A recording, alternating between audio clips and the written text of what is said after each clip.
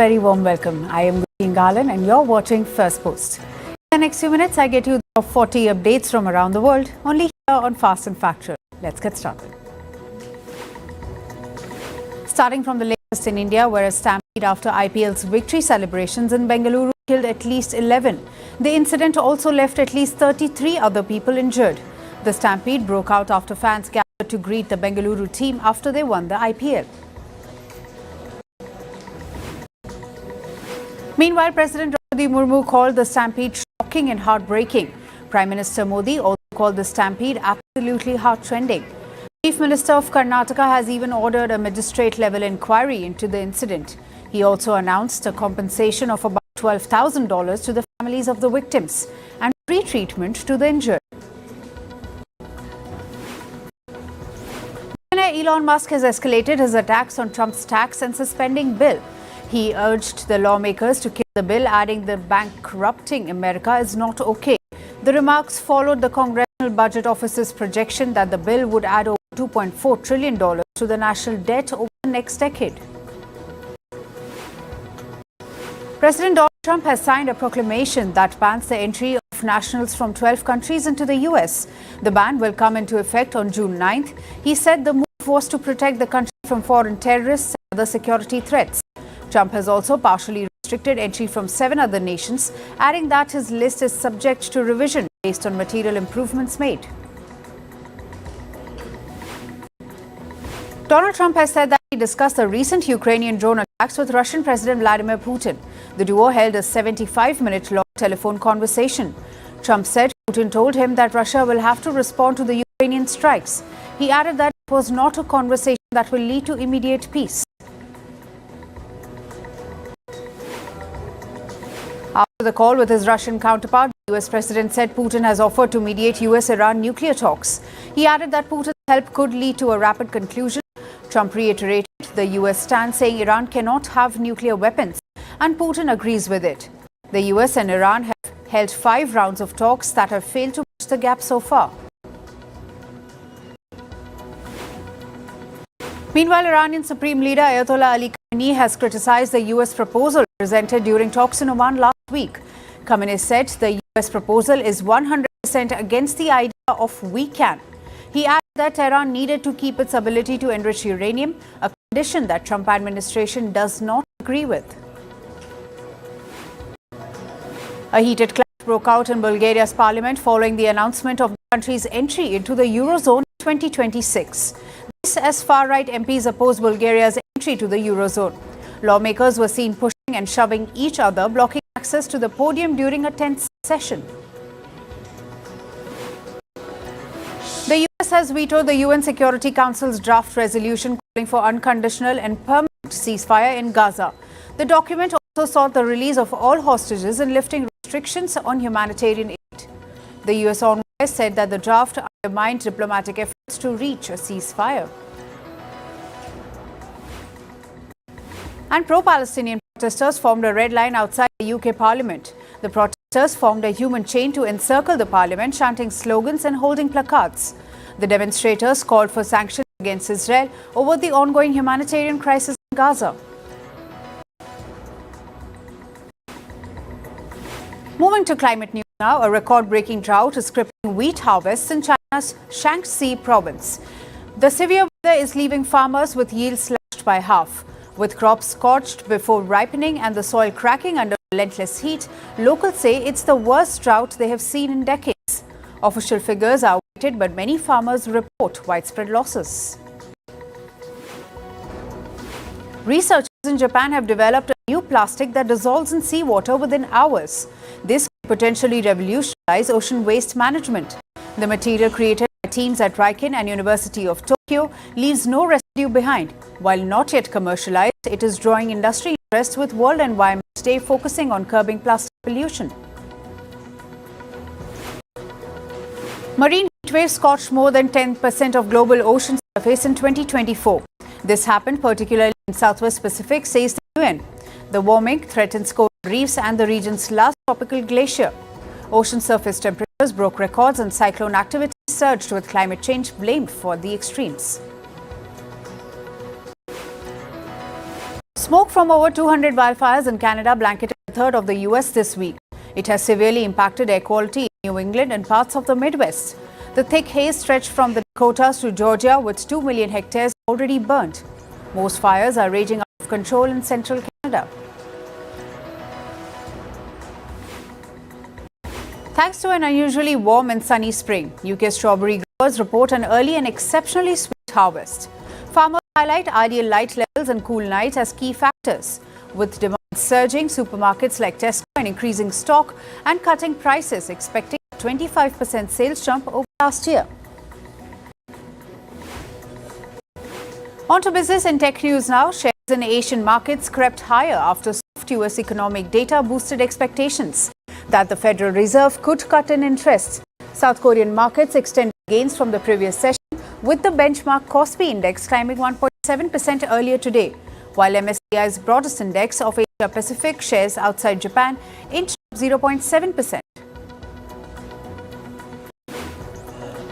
Citigroup is set to cut around 3,500 jobs at two of its technology centers in China as the bank moves to streamline global operations and improve risk and data management.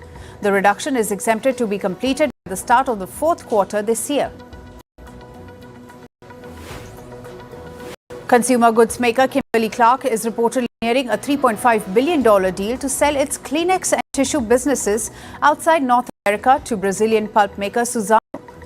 The sale comes as Kimberly-Clark seeks to streamline operations amid US trade tariff pressures, which have forced it to slash its profit expectation for this year. RTX's defense arm, Raytheon, said it has been awarded a $1.1 billion contract from the US Navy to produce more of its short-range AIM-9X Block II missiles. This comes as demand for missiles and military equipment grows amid rising geopolitical tensions across the world. A US judge in Los Angeles denied Walt Disney's request to block longtime executive Justin Connolly from joining Alphabet's YouTube. This came after Disney had sought an injunction alleging breach of contract.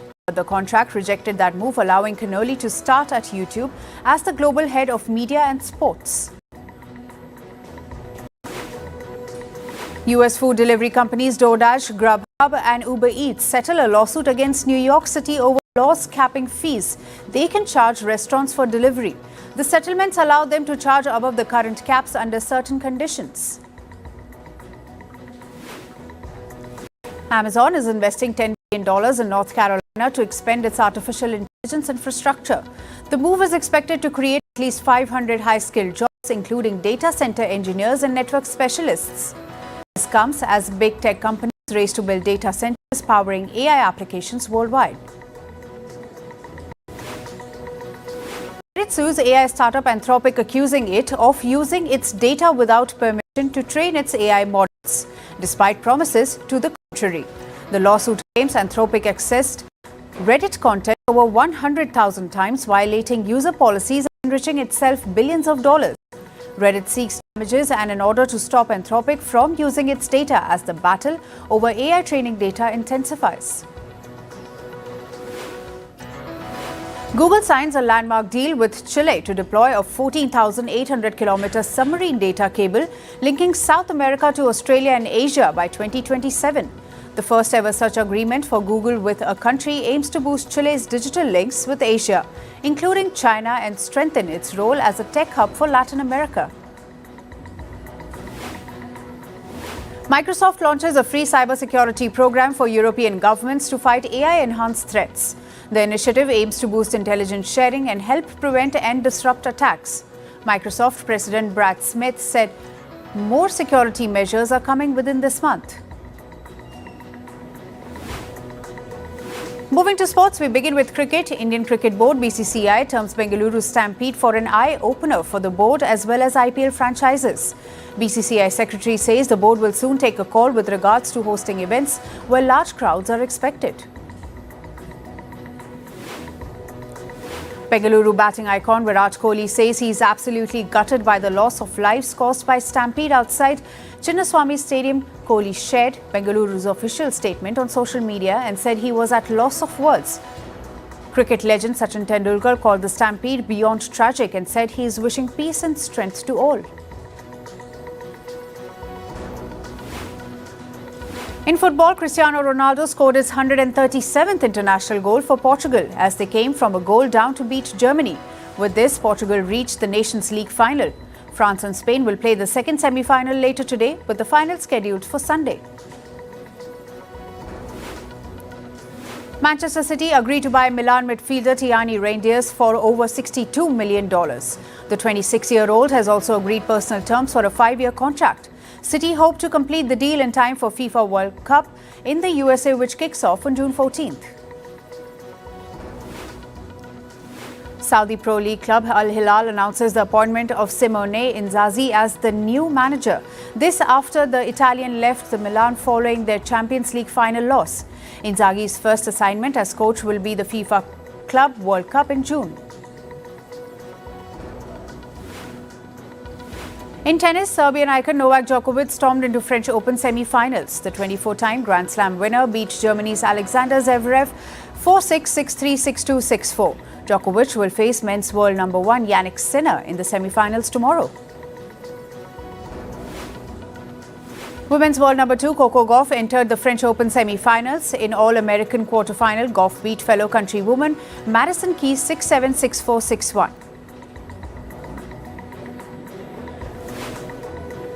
In badminton, it's the end of road for star Indian shuttler PV Sindhu at Indonesia Open. The two-time Olympic medalist lost out of the round of 16 clash to her Thai opponent 22-20, 10-21, 18-21. In women's doubles, India's Shrisa Jolly and Gayatri Gopichand crashed out of Indonesia Open. The Indians lost their round of 16 clash to a Japanese pair 13-21, 24-22. The loss came just a day after Indian pair recorded a dominant win in their round of 32 clash.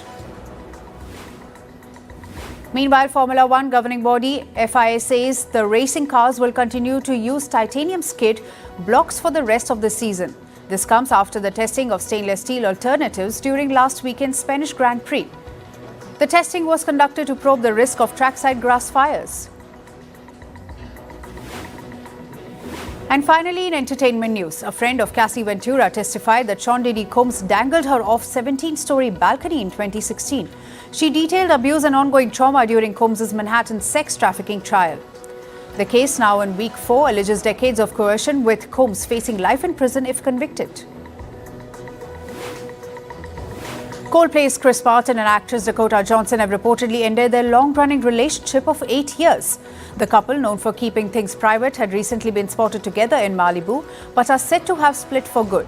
They had reportedly been secretly engaged for years. Universal has dropped the trailer for Wicked for good. It is the second part of the Broadway musical's film adaptation. Ariana Grande and Cynthia Erivo reprised their roles as Glinda and Elphaba. With dazzling new visuals from fans, a magical return to Oz ahead of sequel's release. Nicole Kidman is set to star in an executive-produced and Prime Video series adaptation of Eliza Jane Brazier's novel Girls and Their Horses. The drama, described as murder mystery, is set in the elite equestrian scene of Rancho Santa Fe, California. The story follows the newly rich Parker family as they navigate the cutthroat and occasionally deadly world of competitive horse riding. And James Gunn has set the record straight about his upcoming Superman film. Responding to fan queries on Threads, the DC Studios co-head confirmed that the movie will run for 2 hours and 9 minutes. This includes credits and post-credit scenes. It is set to release on July 11th.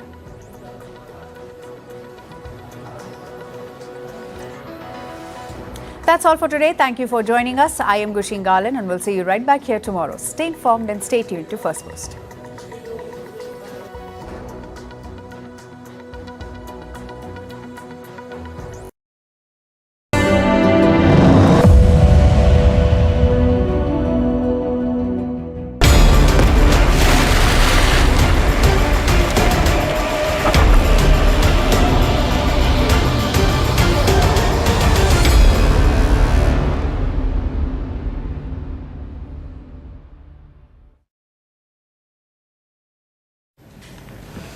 Ukraine has struck Russia again.